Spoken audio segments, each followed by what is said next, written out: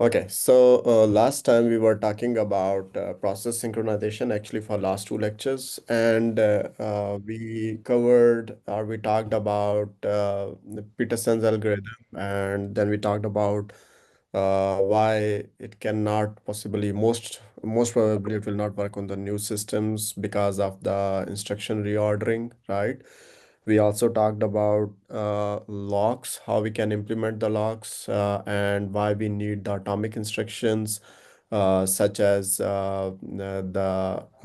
test and set instruction and compare and swap instruction. We covered the test and set instruction for building locks and to achieve the synchronization, but we were not able to have a look at the compare and swap instruction, right? So today we will cover compare and swap instruction and then continue from that point onward. Okay, so just like test and set instruction, compare and swap instruction is also a instruction, a single machine instruction. It is indivisible, it is atomic. Unlike the test and set instruction, remember test and set instruction, it takes only one operand, which is the address of a memory location, right?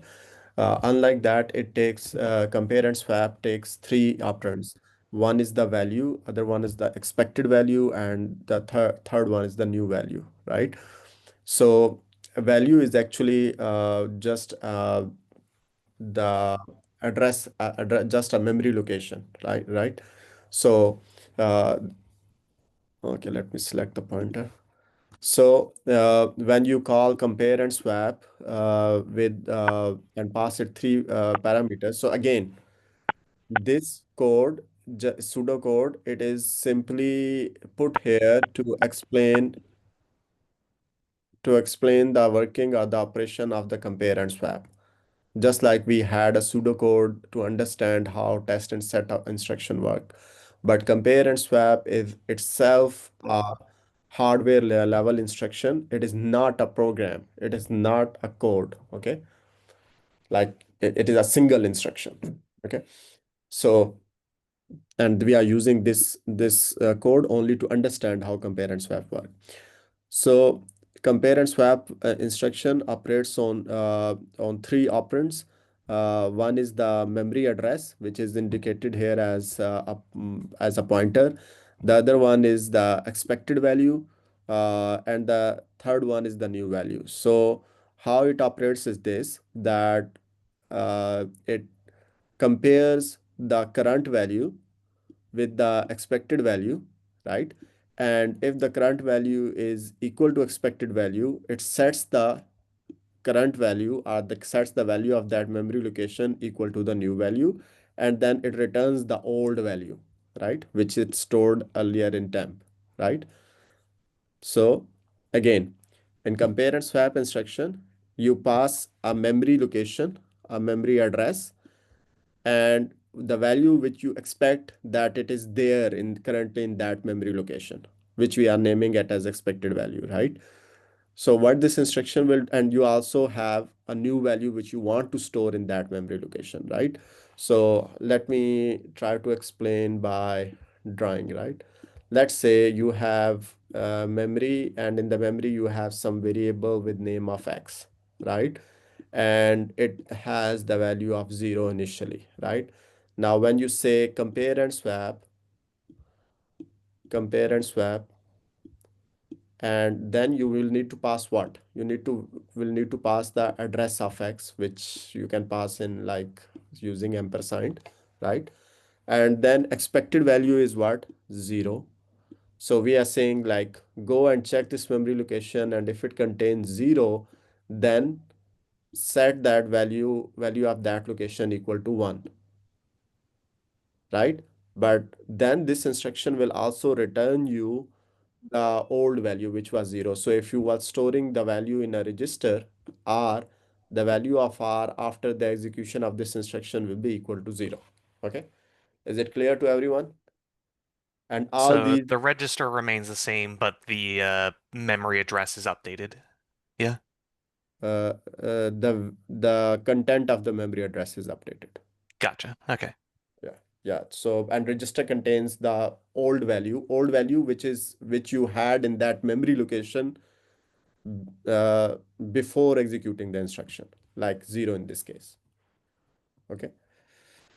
Uh, okay. So this is how compare and swap instruction works. Again, I'm saying it again and again because I don't want you to be confused that to be confused by these code snippets. These code snippets are here only to explain the working of compare and swap instruction. It doesn't mean that compare and swap is a program or a function. It is an instruction. Just like, for example, you have add instruction or load immediate instruction or move instruction and so on. Okay. And it is an atomic instruction, which means it cannot be broken down into multiple uh, sub operations. Okay, so how can we now use compare and swap instruction to solve our critical section problem? Remember what was critical section problem? That if two or more processes or threads, they are sharing a variable which we are naming at the code that is doing that, we name it as critical section. Then we want only one thread or a process to be able to enter that critical section here. And to enable that, we put a code named as entry section before the critical section in the program, and then we have a code named exit section after the critical section in the program, right? So now how can we build entry section and exit section using the compare and swap instruction? So that is pretty simple. So let's say you have, what you do is that you have a variable lock which is shared among multiple processes, right? Or threads. So, and then entering before the critical section, you put the entry section where you have the statement while compare and swap uh, address of that lock variable, expected value is 0, and the value you want to set the new value is 1, and you are comparing it against 0. So what you are saying here, you are saying like, okay, uh, do the compare and swap operation, check that if the current value of lock is equal to 0, then only then set its value equal to 1 and return me the old value, right? So if if you the value returned by compare and swap, the old value returned by compare and swap is equal to 0, it's mean that you were successfully able to set that value equal to 1. How? Again, let's try to understand. So you have a log and it has, let's say, initially value of 0, and let's say you have two processes, process 1 and process 2, right? Now let's say both of them reach at this point and both of them want to execute this condition of the while statement, right? Which is actually this compare and swap instruction, right? Now, again, remember that only one processor is allowed to execute compare and swap instruction at a time, uh, because uh, uh, because it is just like it is not possible for two different processes to write to the same address, for example, in store instruction. In the same way, two different processes cannot execute compare and swap at the same time. So now what will happen? Let's say you can choose anyone, and it I mean because we don't know which one, like process 1 will be allowed or process 2. Let's say I'm assuming process 1 both try, and process 1 is allowed to execute compare and swap and process 2 is asked to wait, right? So let's say process 2 is waiting here and process 1 succeeds in executing. So when it says, okay, check the value of lock, so if it is equal to 0, yes, set it equal to 1 and return the old value. So what was the old value? This 0. So the old value is returned. So now we say, is the return value equal to 0? Yes. So it's mean that process 1 got the lock, right? And it will enter the critical section.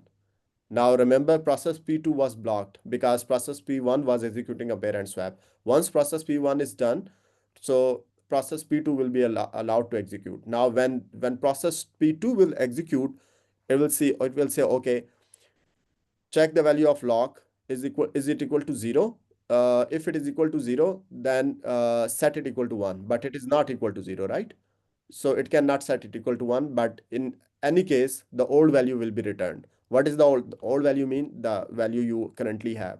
So the old value is now 1. So process P2 will see what? It will see the return value of 1. So 1 is not equal to 0. So while the condition is true, so now what will happen? This P2 will be circulating, is like it will be circling in the while loop. It will executing while loop again and again, because every time it will be, now it will test again, compare and swap. Now it will say, okay, check, is this value equal to 0?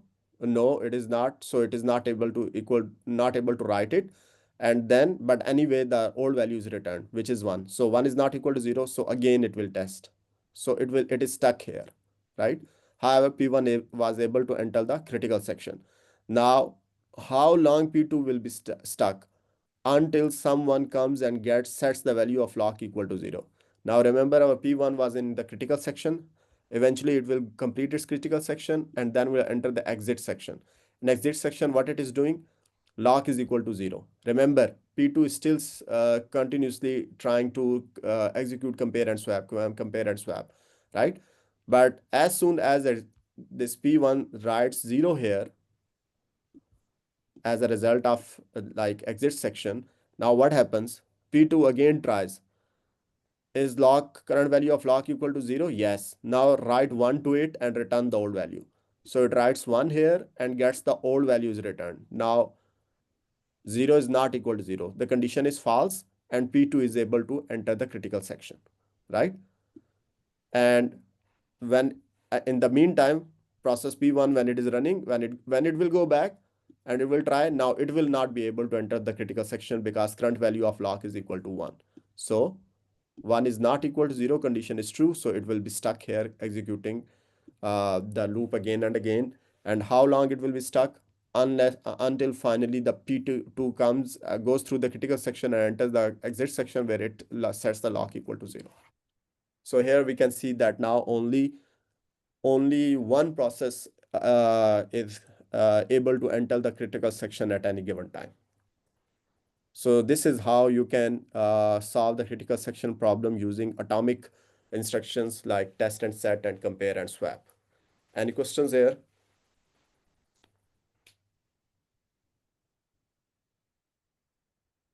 No? Okay, so keep in mind that compare and swap are hardware instructions, which mean like if a program is running compare and swap instruction, they don't need any support from the operating system. These are not system calls. These are user level instruction or user level code. So even like if you have, for example, let's say you have a microcontroller on which you are not able to run the operating system, but that microcontroller has compare and swap instruction, just like load, immediate, add, move, or so on. So on that microcontroller, you can use compare and swap to synchronize two different processes. Although if you don't have operating system, you cannot have the notion of processes, but then it's a different story. Okay. Any questions?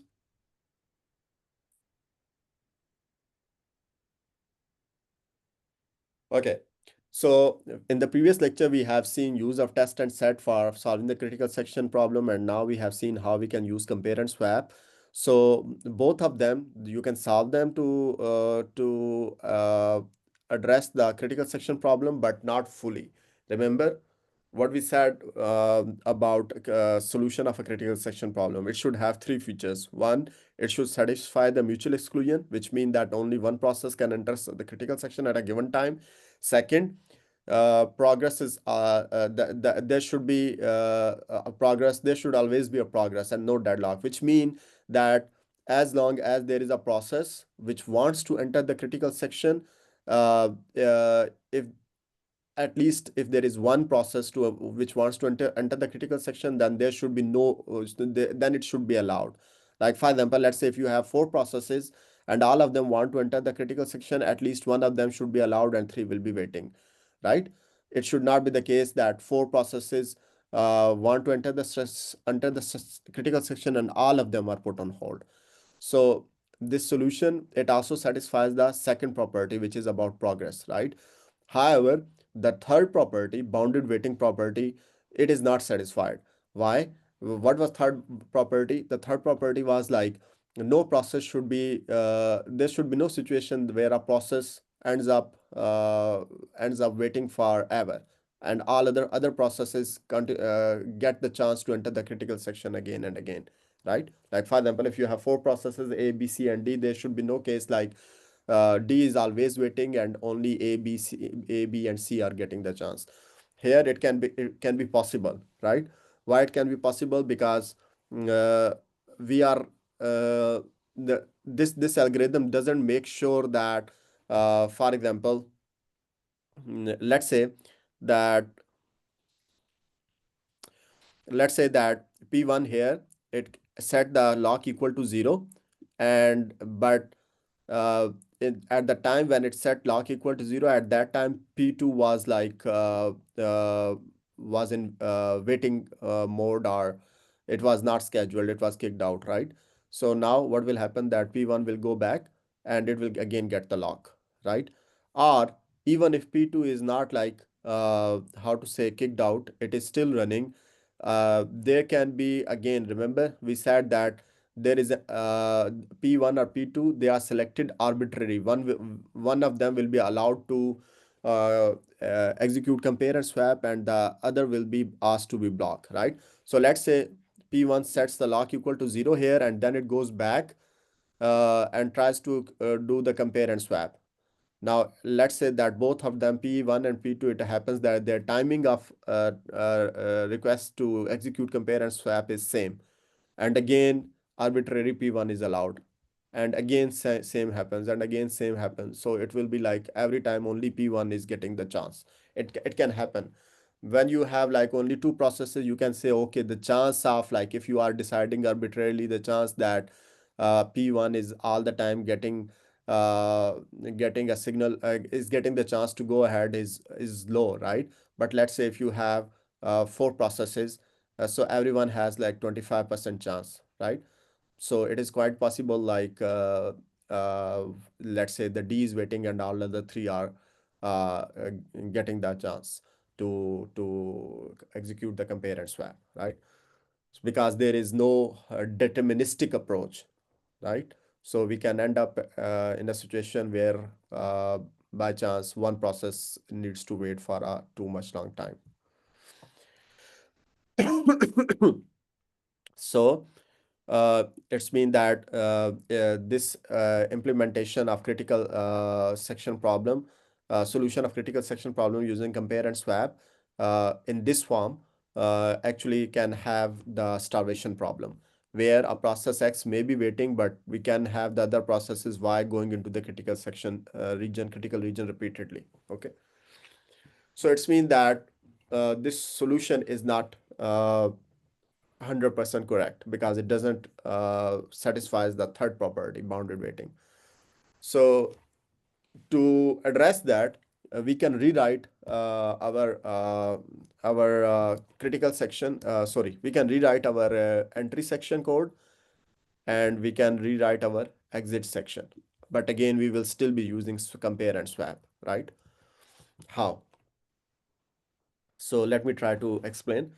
So first, let's look at this code only on the left side. So this is the code which will be then executed by every process. Like for example, if you have four processes, P0, P1, P2, and P3, all of them will be executing the same code, right? So where if this is here is your entry section, right? I'm simply naming it as ES uh, entry or EN entry section, and this is your exit section. I'm naming it EX. Okay. So But so what we have done here as compared to the previous solution, we have modified the entry and exit section. But again, see that we are still using compare and swap in the entry section to enforce the because we need the atomic instructions to get the mutual exclusion property. So what we are doing in the entry section is the following. We have an array waiting, which has, like, let's say if we are using the example with four processes, so it will have uh, four elements, right? And all the processes, they are initially setting their corresponding elements equal to true. So here, if we have like index process 0, process 1, 2, and 3, all of all of them are setting their values of waiting array equal to true, TTT, right? And then all of them setting key equal to 1. So key is again shared variable, right? So key is set equal to 1 by all of them. And lock is a global variable, a shared variable, which is initially set equal to 0, right? And then this all of the processes, they try to execute this while statement, and within the while they first try to execute this condition, right? While waiting I and key is equal to 1, right? So let's say now, again, so let's say that all four of those processes, they check waiting I is true and key is equal. For all of them, the condition is true, right? Because waiting 0 is true, waiting 1 is true, waiting 2 is true, waiting 3 is true, and key is equal to 1 also for all of them. So condition is true, right? The condition of the while is true. Now they all of them go and try to execute compare and swap. But remember, we said that only one process is allowed to execute compare and a swap at a given address, for a given address, for example, lock in this case, at only one of them is allowed to execute it at a given time, right? Either it will be P0, P1, or P2, or P3, right? So let's say we assume that it is P0. P0 is allowed to execute compare and swap. Now, when it executes compare and swap, what does it do? It says if the current value is equal to 0, right? Then set the value of the lock equal to 1, right? And return the old value in key, right? So what will happen? So lock will be set equal to 1 here, and the old value will be returned in key, right? So now it will go back and execute the while again. But now the value of key is what? Value of key is equal to 0. So this condition is false. So the loop will break for the process 1, and it will able to go through, which means it will be able to enter the critical section, right? However, remember we said that process P1, P2, and P3, they were asked to wait because only one process can execute compare and swap. Let's say after that, after P0 has executed compare and swap, P1 tries to execute compare and swap. So what it will say, it say, okay, if the current value of the lock is equal to 0, no, it is not. So write the value equal to 1, but current value is not equal to 0, so it will not equal to write equal to 1. But here the current value will also be returned.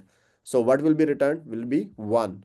So key is equal to 1 this time for process P1. So this condition is true, and waiting I is true anyways. So process P1 will start circulating here, like it will be stuck, right? When process, is everyone with me on this? Yes. Okay. So now let's say after process P1, P2 is allowed to execute again. Remember, we are assuming that these processes are running on different cores, so they can run simultaneously, right? So process 2 is allowed to execute. Now, when it is allowed to execute, it checks the value of lock. Is it equal to 0? No. So it cannot write 1 to it, but the old value is returned. What is old value? 1. So 1 is put in the key, and again it goes back and checks the conditions. So waiting of 2 is true and key is equal to 1. So it is also stuck in the loop. In the same way, process 3 is also stuck in the loop, right? Okay. So now let's continue with process 0. So after going through the loop, what does process 0 do? It puts false in its waiting element, right?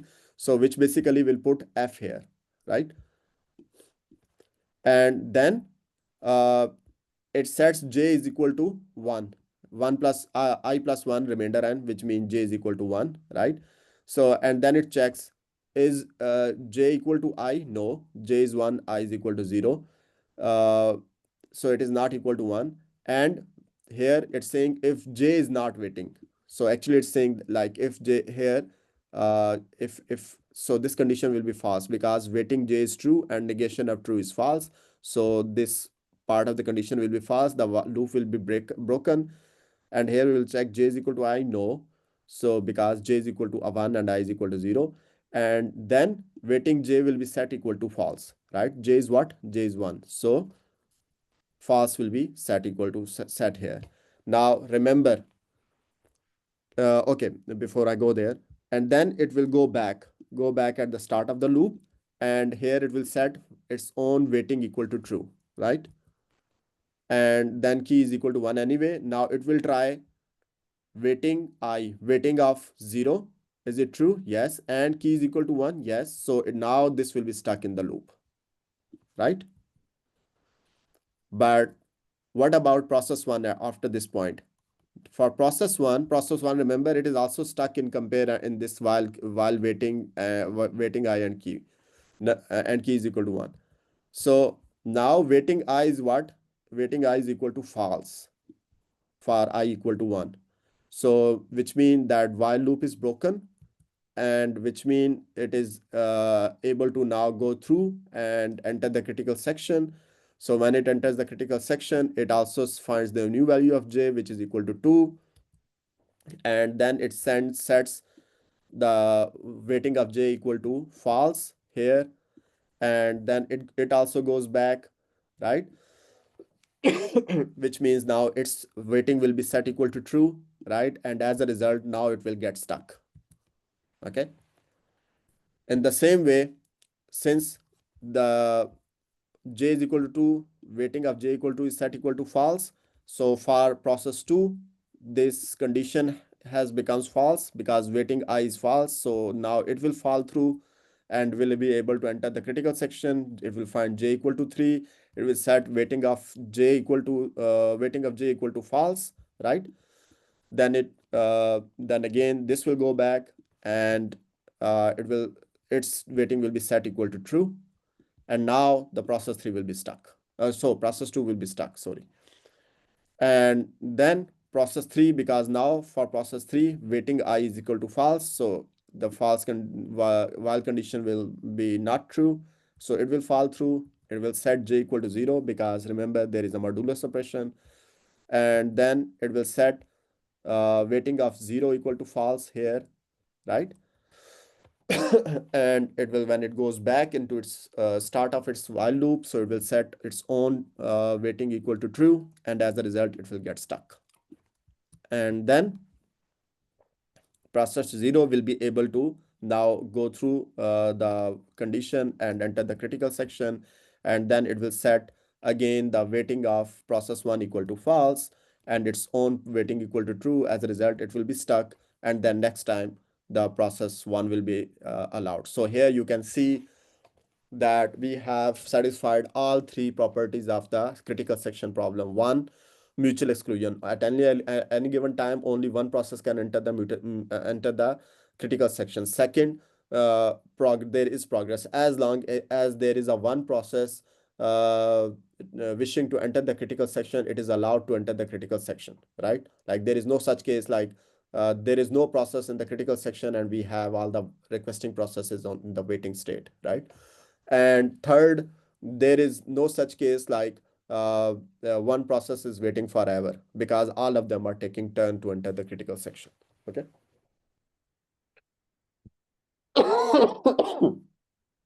Is it clear to everyone how this improved code with new entry section and new exit section solves the problem? So problem of bounded waiting, which was not addressed by the original variant.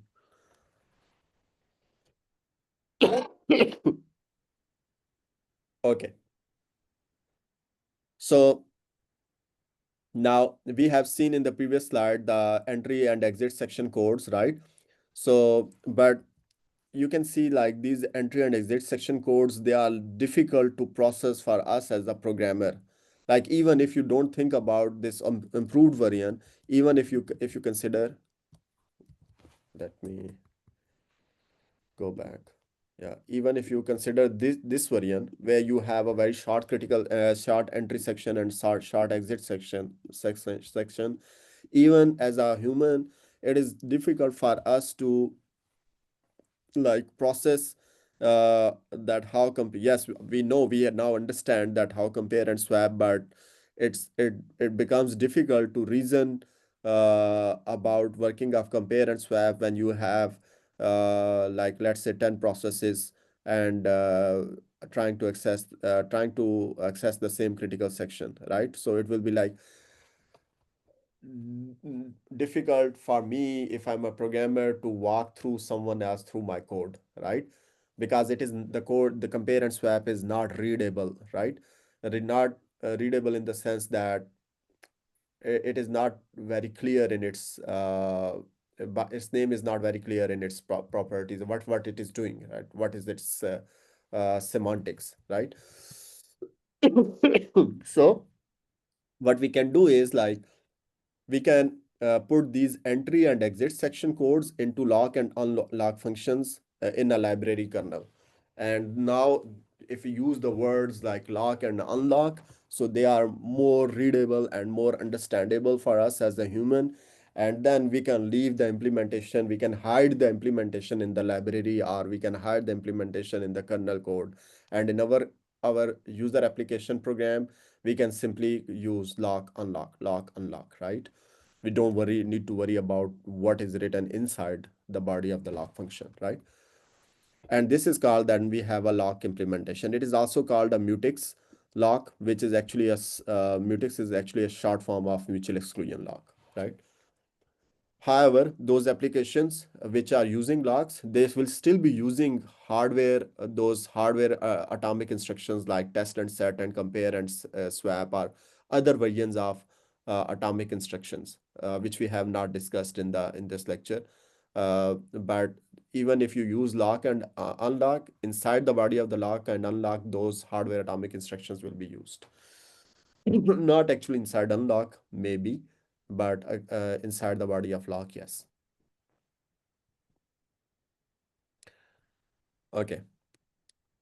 Now we have seen how we can use test and set, compare and swap instruction. And then in the previous slide, we said that we can simply wrap the entry section and exit section in functions lock and unlock, and then we can use them for writing the for synchronizing the access to critical section problem. And how we can do that?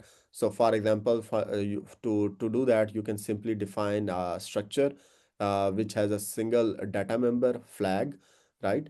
The so you are defining the structure with the name of the lock, and it has single data member with name of flag, right? You are defining a function init which does nothing but initially sets the it initializes the flag to value of 0, right? And then you are defining two functions, lock and unlock, and inside the lock you are actually using test and set. So for example, you simply pass the address of the memory location, and then you call the test and set instruction on that memory location in a while loop.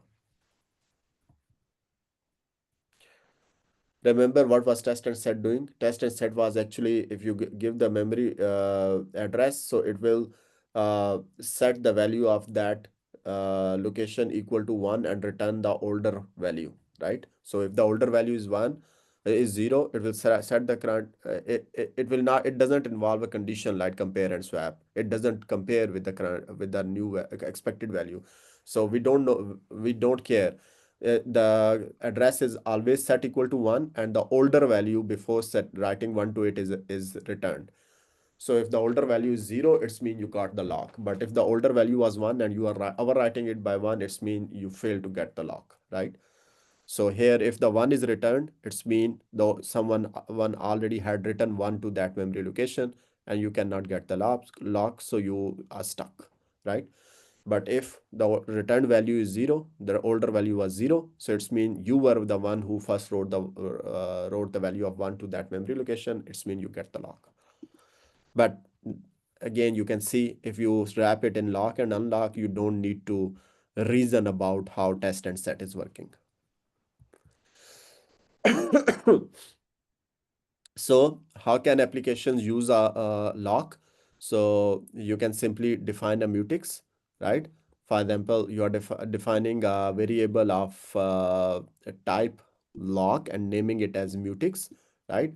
Then you are calling the init function on that, which we have defined here, right? So you are saying simply providing the address of that the variable of a variable of type lock, right?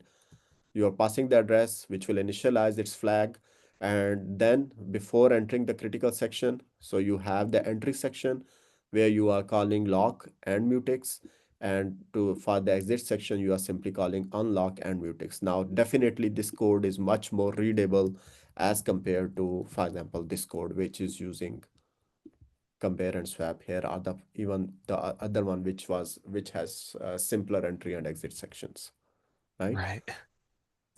So it makes your life easier. So terminology, during the time that a lock is held by a thread or a process X, we say that lock has acquired X, or lock is held by X, or it belong to X, or X has the lock, or X got the lock, and so on, right?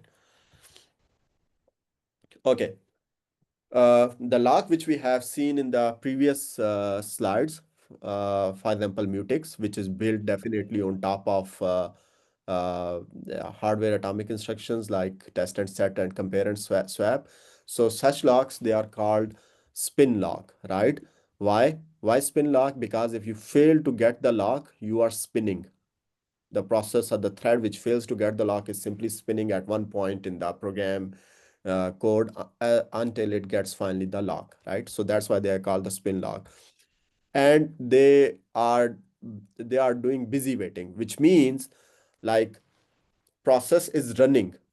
It is not in suspended state. It is not in waiting state. It is executing actually, but it is executing and waiting, which means it is not doing anything is useful. It is just simply waiting for that lock to become available so that it can acquire the lock and proceed, right? So it is doing busy waiting. So spin locks, they use this busy waiting approach. So use of spin locks in a Uniprocessor system processor system is inefficient. Uh, because one process B will spin during the whole time quantum if the lock is held by another process A. So what does it mean? Let's say, remember we have discussed several scheduling algorithm. Suppose that you have two processes, A and B, right? And let's say each one of them let's say they are scheduled using the round robin and with the time quantum of t equal to, let's say, 10, right? Let's say that you first scheduled B, right? First B got the chance and it acquired the lock, right? So it has the lock. Before B was able to, let's say, before B was able to release the lock, or it was able to execute its exit code or exit section, uh, its time quantum of 10 was expired, and now the uh, A is scheduled. And now let's say when A is scheduled, it tries to get the lock, but remember B has already acquired the lock. So what will happen now? So A will be spinning, right? And it will not be able to do anything useful in its whole time quantum of 10. So it will waste all of its time quantum of 10 units simply spinning, and it will not be able to get the lock because B has the lock and B is not running now. B is in the waiting state. And we are assuming that we have a uniprocessor system. We have only one core, so only one process can run at a given time, right? So in uniprocessor system, your spin locks, they become very inefficient because, as I explained, if one process B will spin during the whole time quantum if the lock is held by another process A. Now if next time, let's say, the A is scheduled again, and if it releases the lock, then next time, sorry, if B is scheduled and it releases the lock, then next time when A gets the chance to run, then it will be able to acquire the lock and proceed with its execution. Okay.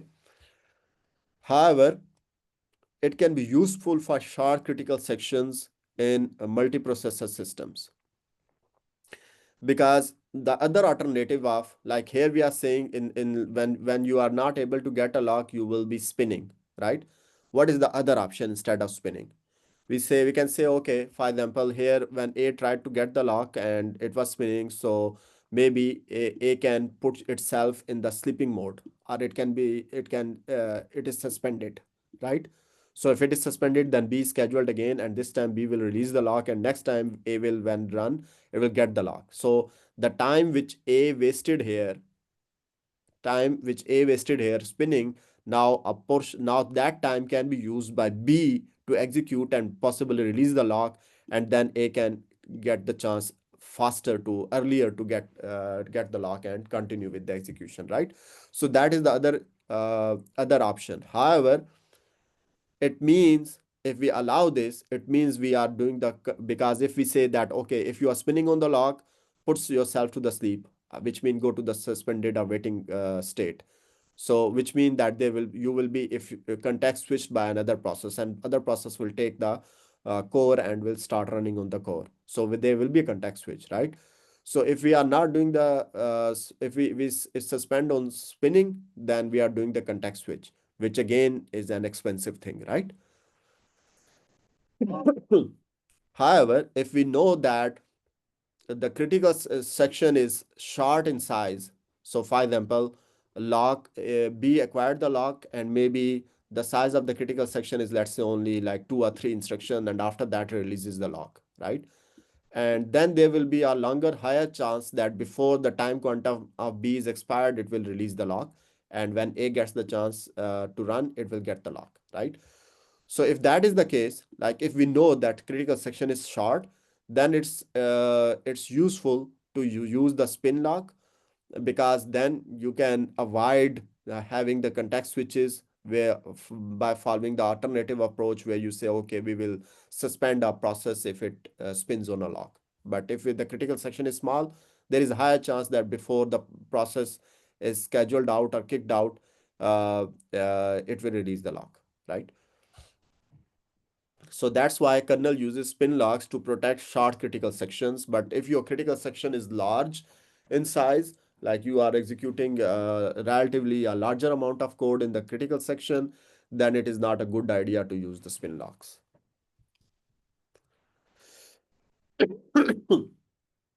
Again, this is just an example of how spin locks work. So again, spin lock is nothing but a fancy name of using those lock and unlock functions which are under the hood using uh, atomic instructions like compare and swap or test and set, right? So here we have two functions, function one and function two. So process A is running in kernel mode. So for example, it acquires the lock here. It uh, enters the critical section to touch the shared data, and then it releases the lock. But let's say at that time point where we take the snapshot, so at that time point, our F1 was in the critical section. So the F2 will be then spinning on the lock, and it will not be able to proceed. And here definitely our log X is a shared variable. This call will be recorded. Okay. So the question is, can we implement the locks without busy waiting? Actually, yes, just like I gave you a hint. What you can do is that if process uh, spins on a lock, you can say, okay, I will voluntarily go to sleep mode or waiting state, which mean I will, instead of wasting the core processor to execute only that while loop and doing nothing, I will give chance to someone else to use that processor and do something useful. So it is possible to implement locks without busy waiting. For that, what you need to do is that you need to have an associated waiting queue with the lock data type.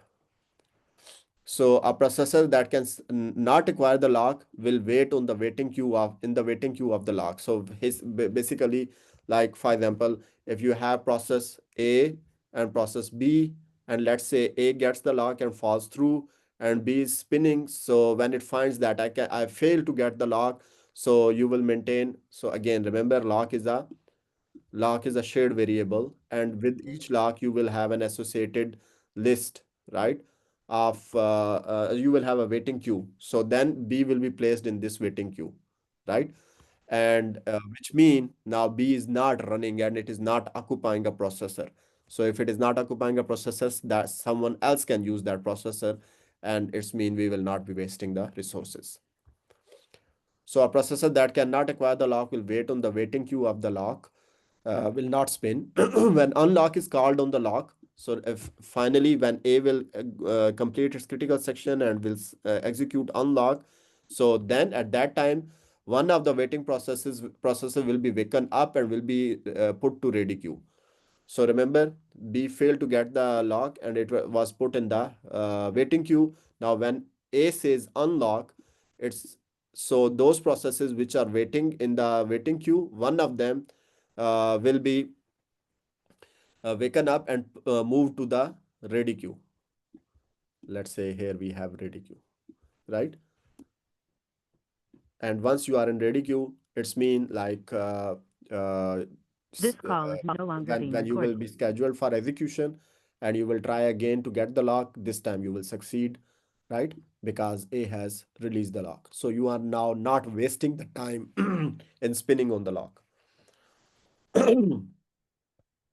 So we will not see implementation here, but you have seen the idea, and actually we have some similar implementation approach in upcoming slides. Okay. Any questions?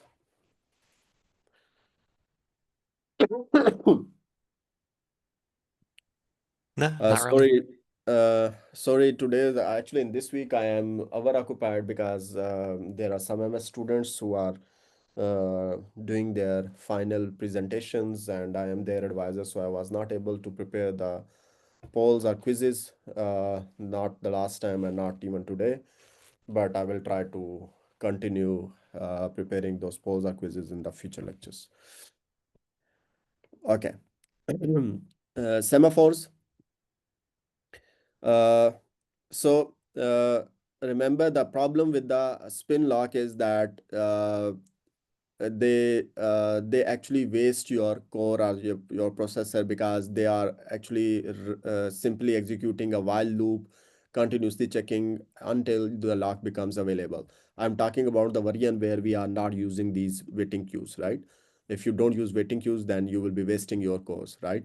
So semaphore, it is a synchronization tool which does not require the busy waiting. Okay. So actually it uses the same idea which I have explained here already. So, but still, let's go through it. So semaphore, it is an integer variable, and each semaphore has an associated wait queue, right? And this integer variable is then shared among multiple processes, or let's say among multiple threads, and it can be a kernel variable, right? So uh, there are two standard operations which you can perform on the on a semaphore. Just like on a lock, you perform two operations like lock and unlock on lock variable. Similarly, on semaphore, you can perform two operations: wait and signal, right? I'm just skipping this. This is like some historical information we don't care about. So semaphores can only be accessed via these two indivisible operations, wait and signal. And these wait and signal operations, they are indivisible or atomic. It means that only one only one process can execute wait operation or the signal operation on a semaphore at any given time. Actually, these wait and signal, they also use one of those atomic instructions in their implementation. So wait and signal are functions, but when you will look into their function body, they will be using one of those atomic instructions. For example, test and set, or compare or swap, or fetch and increment, or something else. Okay. So they can be implemented as system calls by kernel, and kernel makes sure they are invisible.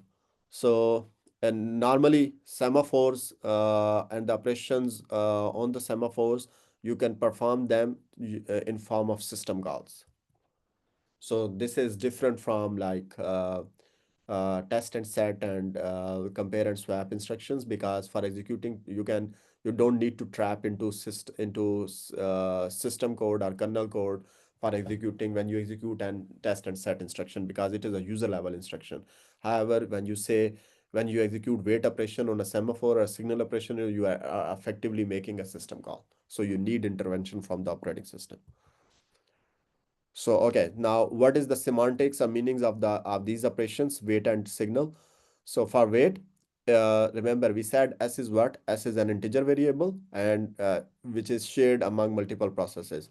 So when a process executes wait on the S, a semaphore S, so what happens is that this is like the semantics, like how things work. So you will check if S is positive, then S will be decremented and the control will be returned to the function which is calling the wait, right?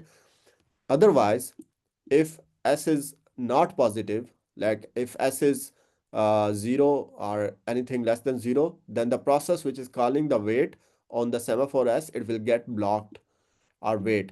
So it will until somebody wakes you up. So it will be actually not in running state anymore. The process will be placed in the waiting state. Remember how many each process has different states during its execution, like waiting, ready,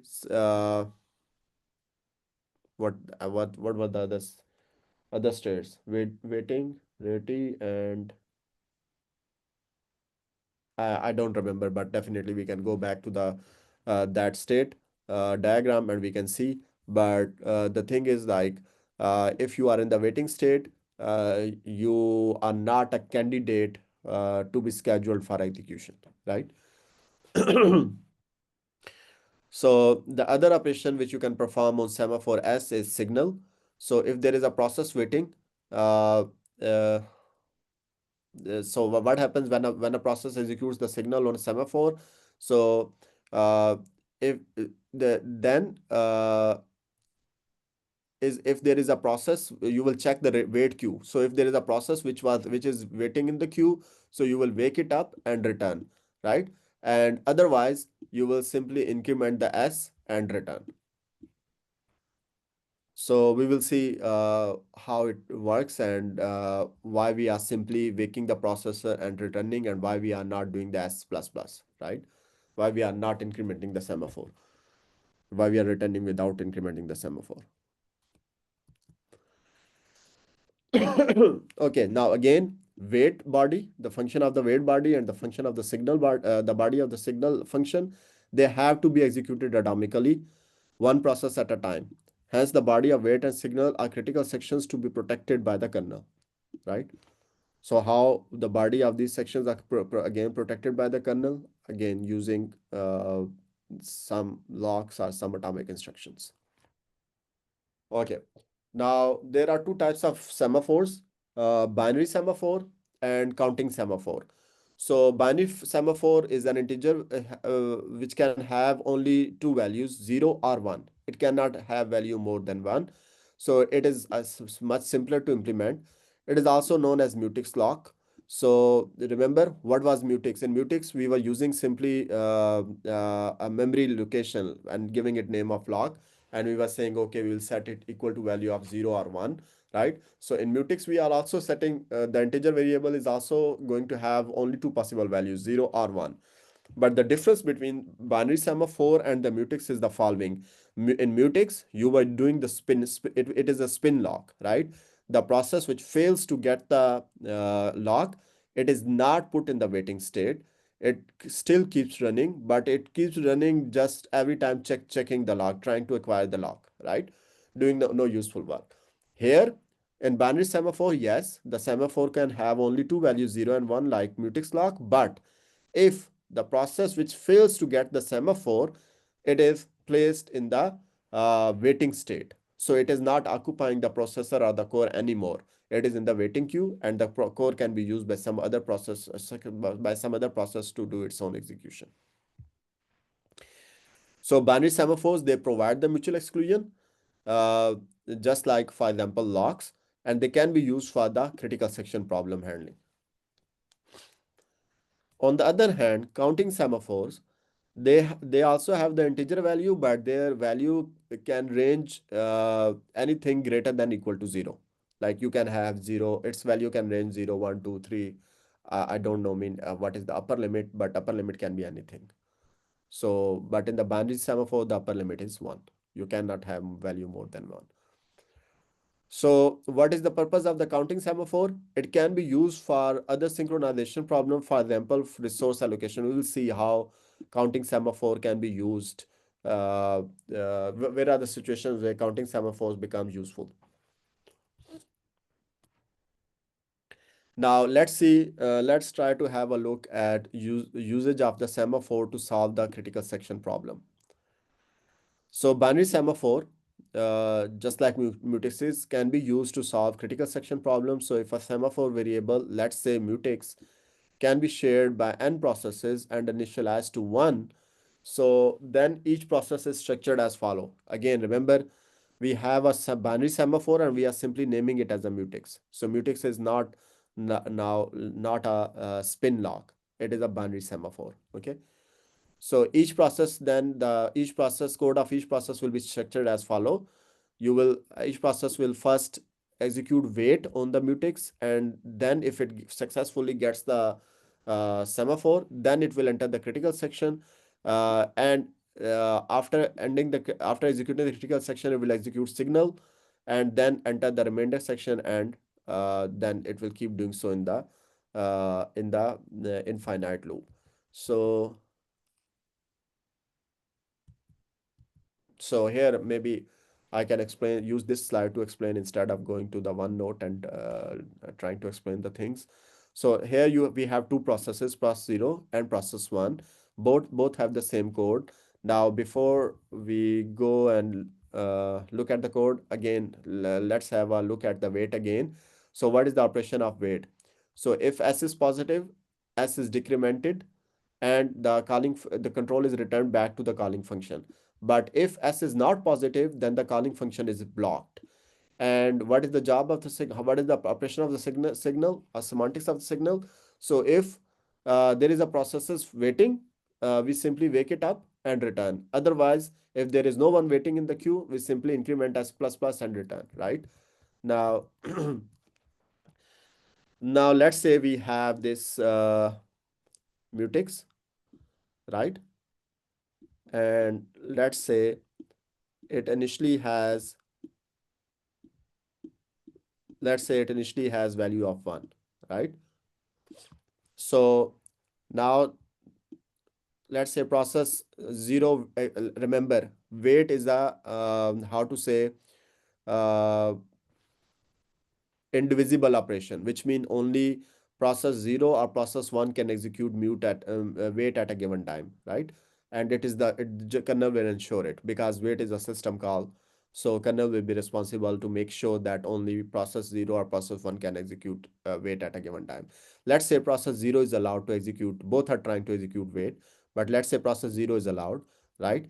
So when process 0 is allowed, what will happen when it says wait mutex? So it will reduce the value of 1 by 1 and mutex by 1, and it will become 0, right?